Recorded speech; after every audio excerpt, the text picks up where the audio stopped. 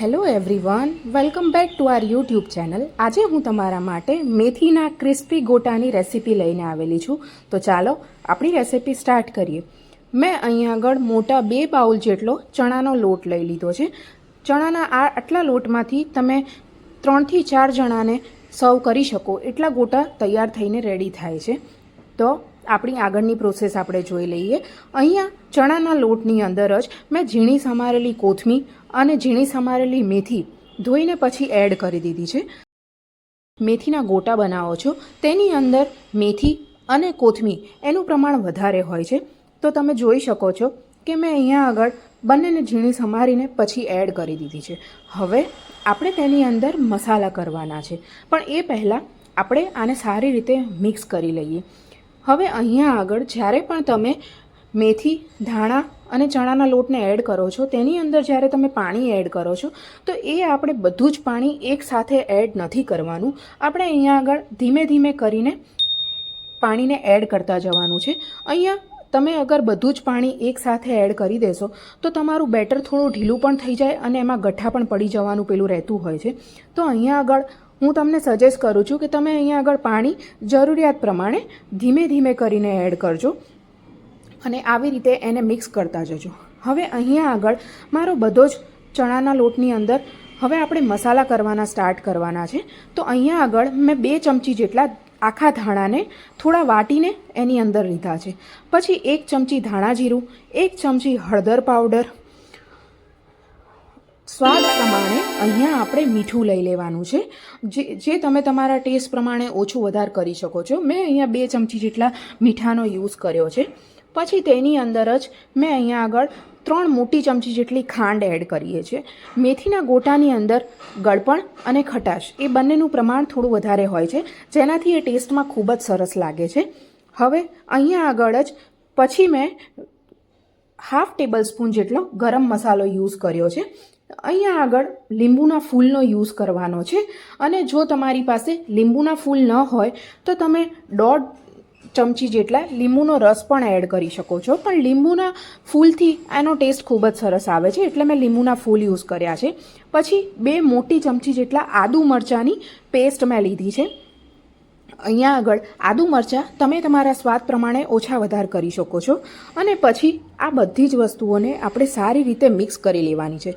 છેલ્લે અહીંયા મેં ગરમ મસાલો થોડો એડ કર્યો હતો, કારણ કે મને એવું લાગતું હતું કે ગરમ મસાલો થોડો ઓછો છે, એટલે મેં થોડોક ગરમ મસાલો એડ કરીને આ બધી જ વસ્તુઓને આપણે સારી રીતે એક વખત મિક્સ કરી લેવાની છે. તમે મારી આ રેસિપીથી એક વખત ગોટા જરૂરથી ટ્રાય કરજો અને મને કમેન્ટમાં જણાવજો કે તમને આ ગોટા કેવા લાગ્યા. હવે અહીંયા સાજીના ફૂલ એડ કરવાના છે. અહીંયા ખાસ ધ્યાન રાખજો કે સાજીના ફૂલ પહેલાં એડ નથી કરવાના. જ્યારે તમે તળો ત્યારે જ ½ ટેબલ સ્પૂન જેટલા સાજીના ફૂલ એડ કરવાના છે અને તેની ઉપર આપણે ગરમ તેલ એડ કરવાનું છે. સાજીના ફૂલ જ્યારે પણ આપણે ગોટા ઉતારવાના હોય એ વખતે જ એડ કરવાના છે, પહેલેથી એડ ના કરતા. એમાં મેં અહીંયા આગળ મોટા 4 ચમચી જેટલું તેલ એડ કરી દીધું છે. આ ગરમ તેલ જ છે અને તેને આપણે એડ કરીને સારી રીતે આપણા બેટરની અંદર મિક્સ કરી લેવાનું છે. આ રીતે જ્યારે તમે ખીરાની અંદર આવી રીતે એડ કરો છો તો એ અંદરથી ખૂબ જ સોફ્ટ થાય છે અને બહારથી ક્રિસ્પી થાય છે. અને આને સારી રીતે આપણે એક વખત ફેંટી લઈએ. અને હવે એક તરફ મેં એનું તેલ ગરમ કરવા માટે મૂકી દીધું છે. અહીંયા આગળ મેં ધ્યાન રાખજો કે આપણું તેલ એકદમ ગરમ હોવું જોઈએ, એ પછી જ આપણે ગોટા ઉતારવાની શરૂઆત કરવાની છે. તો હવે ચાલો આપણે મારું તેલ ગરમ થઈ ગયું છે તો ગોટા ઉતારવાનું સ્ટાર્ટ કરીએ. હવે તમે અહીંયા આગળ સ્પૂનની મદદથી પણ આ ગોટા ઉતારી શકો છો, પણ મને હાથથી ફાવે છે એટલે મેં હાથથી આ રીતે ઉતારું છું. અહીંયા આગળ આપણે વચ્ચે વચ્ચે આ ગોટાને હલાવતા રહેવાનું છે. તમે મારી આ રેસિપીથી એક વખત મેથીના ગોટા જરૂરથી ટ્રાય કરજો. આ ગોટા ચોમાસામાં ખૂબ જ સરસ લાગે છે. આ ગોટા બહારથી એકદમ ક્રિસ્પી હોય છે અને અંદરથી એકદમ સોફ્ટ હોય છે.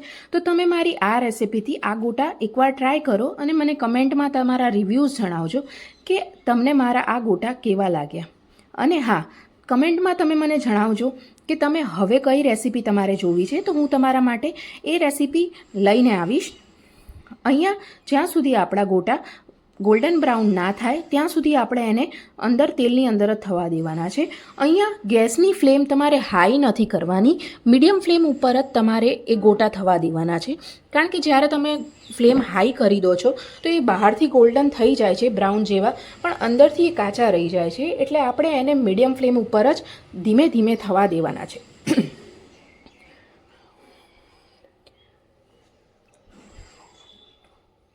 અહીંયા તમે જોઈ જ શકો છો કે ગોટા ધીમે ધીમે થઈ રહ્યા છે. અહીંયા 7 થી 8 મિનિટનો સમય થઈ ગયો છે. 7 થી 8 મિનિટ પછી તમે જોઈ શકશો કે મારા ગોટા એકદમ બ્રાઉન થઈ ગયા છે. હવે આપણે એને બહાર નીકાળી લઈએ. અહીંયા તમે જોઈ શકો છો કે મારા ગોટા કેવા સરસ બનીને રેડી થઈ ગયા છે, જે બહારથી એકદમ ક્રિસ્પી છે અને અંદરથી એકદમ સોફ્ટ છે. આ ગોટાની અંદર તેલ બિલકુલ નથી ભરાતું, એટલે તમે એ ચિંતા ના કરતા. એ સિવાય પણ તમે અહીંયા આગળ નીચે પેપર કે રાખી શકો છો, જેનાથી એક્સ્ટ્રા તેલ હશે તો એ બધું એની અંદર સોક થઈ જશે. હવે આપણે મેથીના ગોટા હોય તો એની સાથે મરચાં તો જોઈએ જ, એટલે મેં અહીંયા આગળ મરચાંને પહેલાં ધોઈને અને એને સારી રીતે લૂછી લીધા હતા અને પછી એને ફ્રાઈંગ પેનમાં મેં એને એડ કરી દીધા છે અને આ રીતે આપણે એને તળી લેવાના છે. આ મરચાં ખૂબ જ સરસ લાગે છે અને એની અંદર મસાલામાં મેં મીઠું અને ગરમ મસાલાનો એડ કર્યો છે. એ બંનેને મિક્સ કરીને આપણે એડ કરી શકીએ છીએ. ઘણા બધા ઘરોમાં મીઠું અને ભાજીપાવના મસાલાનો પણ યુઝ થતો હોય છે, તો તમને જે પ્રમાણે ટેસ્ટમાં સેટ થાય એ પ્રમાણે તમે એડ કરી શકો છો. હું અહીંયા આગળ મીઠું અને ગરમ મસાલો એ બંને વસ્તુનો યુઝ કરું છું. ચોમાસાની સિઝનમાં મેથીના ગોટા દરેક ઘરમાં બનતા જ હોય છે. મારા ઘરમાં જ્યારે ચોમાસાની શરૂઆત હોય છે ત્યારે મેથીના ગોટા બને જ છે. તો તમે એક વખત આ રેસિપીથી મેથીના ગોટા ટ્રાય કરો અને તમારા રિવ્યૂઝ મને કહેજો. Thank you very much.